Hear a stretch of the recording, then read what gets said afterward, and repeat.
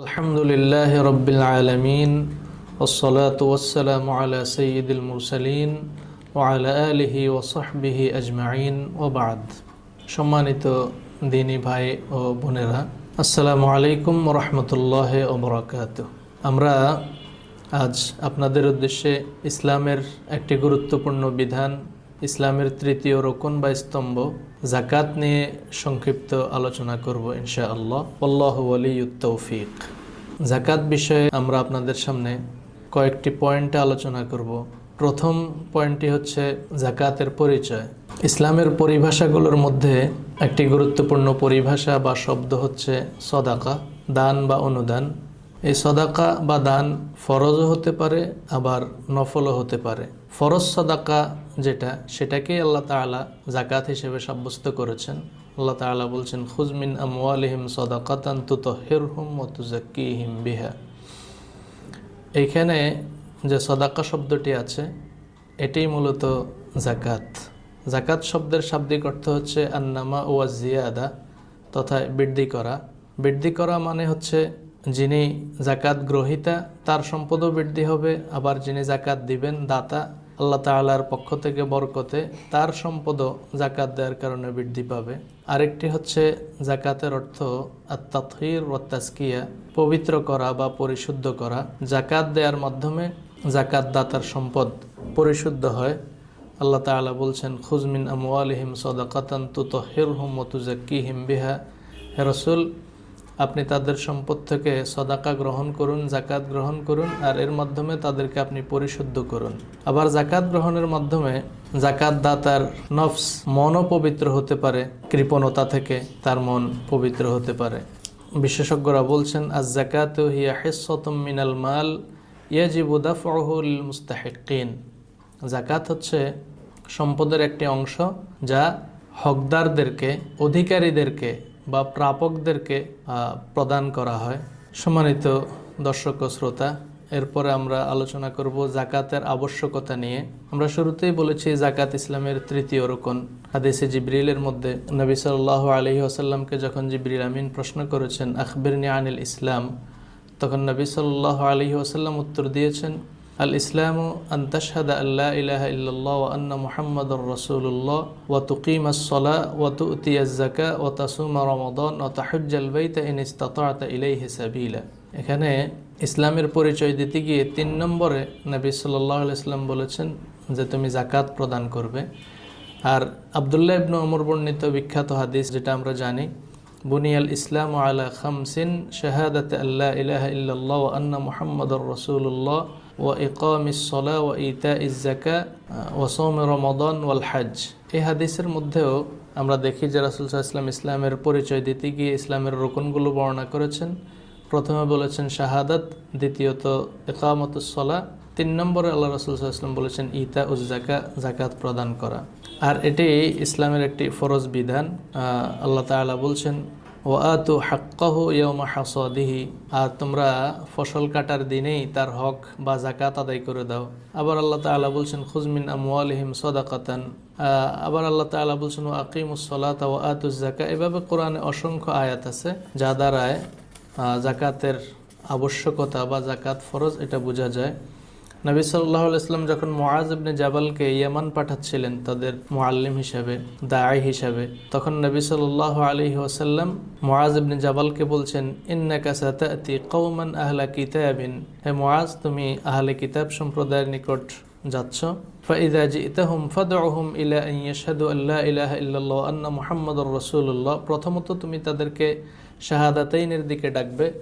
সেটা যদি তারা গ্রহণ করে নেয়, তারপর তাদেরকে বলবে যে আন্নাল্লাহ কাদ ফারাদা আলাইহিম খামসা সালাওয়াতিন ফি কুল্লি ইয়াউমিন ওয়া লাইলা, যে আল্লাহ তোমাদের উপরে দিনে এবং রাতে 5 ওয়াক্ত সালাত ফরজ করেছেন। এটাও যদি তারা গ্রহণ করে নেয়, ফা আখবিরহুম আন্নাল্লাহ কাদ ফারাদা আলাইহিম সাদাকাতান তুখাযু মিন আগনিয়াইহিম ফাতুরাদ্দু আলা ফুকারাইহিম। সালাত কবুল করে নিলে তাদেরকে তুমি বলবে, এই খবর জানিয়ে দিবে যে আল্লাহ তাআলা তাদের উপরে যাকাত ফরজ করেছেন, যা গ্রহণ করা হবে তাদের ধনী ব্যক্তিদের কাছ থেকে, আর বিতরণ করা হবে অভাবগ্রস্তদের মাঝে। তো এইসব কোরআন হাদিস এবং আরও অন্যান্য যা এখন উল্লেখ করার সময় নাই, এগুলো থেকে প্রমাণিত হয় যে যাকাত ইসলামের একটি আবশ্যক বিধান। এবার আসবো আমরা জাকাত কখন ফরজ হয়েছে। কোরআন হাদিস গবেষণা করে ওলামা ইকরাম যে মতামত দিয়েছেন তার মোলাখাস বা সার কথা হলো, জাকাত মূলত হিজরতের পূর্বে মাক্কি জীবনে ফরজ হয়েছে। মাক্কি জীবনের বিভিন্ন আয়াত থেকে এটা বোঝা যায়, আমরা সময়ের সংক্ষিপ্ততার কারণে তা উল্লেখ করছি না। তবে সম্পদের নিসাব, জাকাতের পরিমাণ এবং এর বিভিন্ন হুকুম আহকাম চূড়ান্ত করা হয় রাসূল সাল্লাল্লাহু আলাইহি ওয়াসাল্লামের মাদানী জিন্দিগিতে।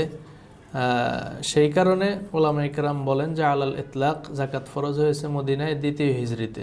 সম্মানিত দর্শক শ্রোতা, এরপর আমরা আলোচনা করব শুরুত উজুবিজ জাকাত, জাকাত আবশ্যক হওয়ার শর্তসমূহ।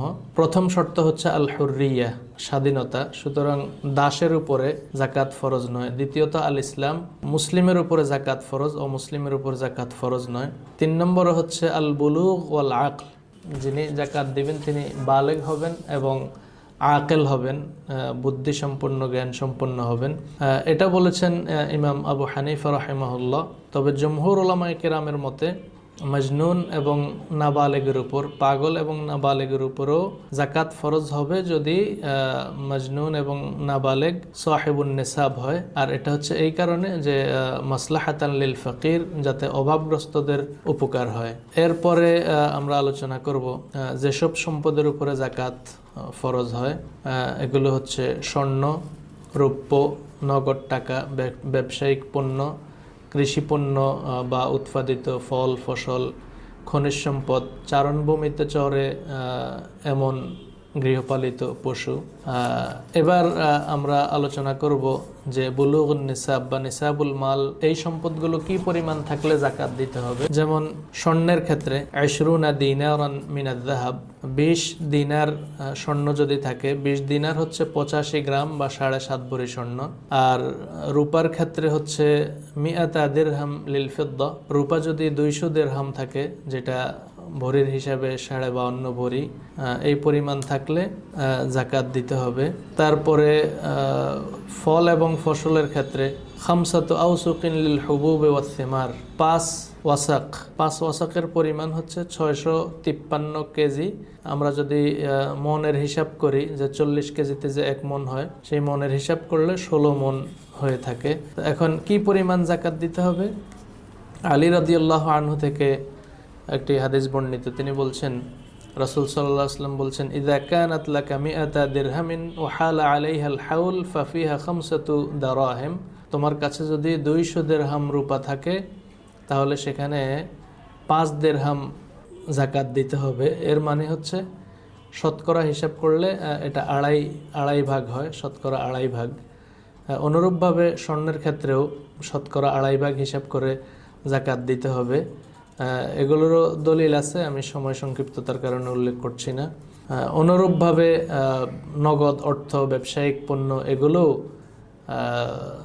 হিসাব করে শতকরা 2.5% হিসাবে জাকাত দিতে হবে। তবে শর্ত হচ্ছে এগুলোর উপরে 1 বছর মালিকানা, 1 বছর অতিবাহিত হতে হবে, তারপরে জাকাত ফরজ হবে। আর অন্যান্য যেগুলো আছে সেগুলো আমরা সময়ের অভাবে এখন আলোচনা করছি না। এরপরে আমরা আলোচনা করব জাকাত যিনি দিবেন না, জাকাত অস্বীকারীর পরিণাম কি হবে। জাকাত যিনি অস্বীকার করবেন তিনি কাফের হবেন, কারণ এটা ইসলামের একটি ফরজ বিধান।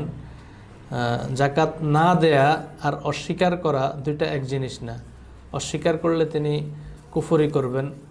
নবী সাল্লাল্লাহু আলাইহি ওয়াসাল্লামের ইন্তেকালের পরে আবু বকর রাদিয়াল্লাহু আনহু যখন খলিফা হলেন, তখন অনেকেই জাকাত দিতে অস্বীকার করলো। আবু বকর রাদিয়াল্লাহু আনহু তাদের বিরুদ্ধে জিহাদ ঘোষণা করলেন। ওমর রাদিয়াল্লাহু আনহু তাকে বারণ করে বললেন যে তারা তো লা ইলাহা ইল্লাল্লাহ বলে, আপনি কিভাবে তাদের বিরুদ্ধে যুদ্ধ করবেন। তখন আবু বকর রাদিয়াল্লাহু আনহু বলছেন, ওয়াল্লাহি লা উকাতিলান্না মান ফাররাকা বাইনাস সালাতি ওয়াজ যাকাত ফা ইন্নাজ যাকাতা হাক্কুল মাল, আল্লাহর কসম, যারা সালাত এবং যাকাতের মধ্যে পার্থক্য করে আমি অবশ্যই তাদের বিরুদ্ধে যুদ্ধ করব। ওয়াল্লাহি লাউ মানাউনি ইকালান কানু ইউদ্দুনাহু ইলা রাসূলিল্লাহ সাল্লাল্লাহু আলাইহি ওয়াসাল্লাম লাকাতালতুহুম আলা মানইহি, আল্লাহর কসম, তারা যদি একটা উটের রশির জাকাত দিতে অস্বীকার করে, যেই জাকাত তারা রাসূলের সময়ে দিত, তাহলেও আমি তাদের বিরুদ্ধে যুদ্ধ করব। তখন ওমর রাদিয়াল্লাহু আনহু বললেন, রাআইতুল্লাহ কাদ শারাহা সাদরা আবি বকর লিল কিতাল ফাআরাফতু আন্নাহুল হক।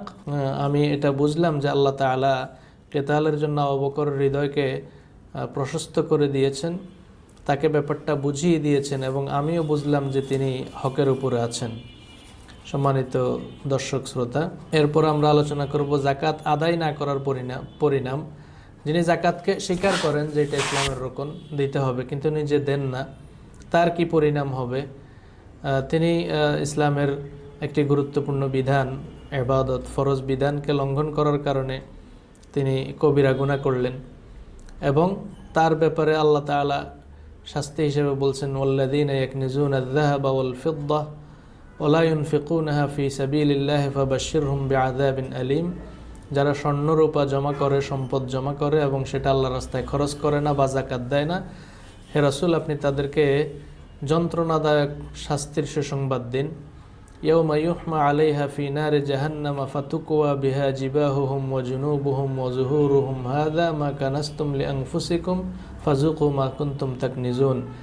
আল্লাহ তাআলা বলছেন, সেই দিন ওই স্বর্ণ রূপা এগুলো আগুনের মধ্যে গলিয়ে তাদের কপালে, তাদের পার্শ্বদেশে, তাদের পিঠে এগুলো দিয়ে মোহর মারা হবে, আর বলা হবে, হাযা মা কানাসতুম লিআনফুসিকুম, এগুলো হচ্ছে সেই সম্পদ যা তোমরা নিজেদের জন্য পঞ্জীভূত করেছো, জমা করেছো। ফাযুকু মা কুনতুম তাকনিজুন, সুতরাং আজকে সেগুলোর স্বাদ আস্বাদন করো যেগুলো তোমরা জমা করেছিলে। সুতরাং সবাইকে হিসাব করে জাকাত দেওয়া উচিত এবং এই ভয়াবহ পরিণাম থেকে মুক্ত থাকা উচিত। সম্মানিত দর্শক শ্রোতা, জাকাত আল্লাহ তাআলা ফরজ করেছেন, এর কিছু উদ্দেশ্য রয়েছে। যেমন আমরা ইতিপূর্বে বলেছি যে এটা তাতহিরুল মাল, সম্পদকে পবিত্র করে। জাকাত দেওয়ার মাধ্যমে নিজের সম্পদ পবিত্র হয়। অনুরূপভাবে তাতহিরুন নাফসিল বাশারিয়া মিনাল বুখলে, মানুষের অন্তরও কৃপণতা থেকে মুক্ত হয়। তারপরে সাদ্দু হাজাতিল ফকির ওয়াল মুহতাজ ওয়াল মাহরুম, অভাবগ্রস্ত এবং বঞ্চিত মানুষের হাজত পূরণ হয়, তাদের চাহিদা পূরণ হয়।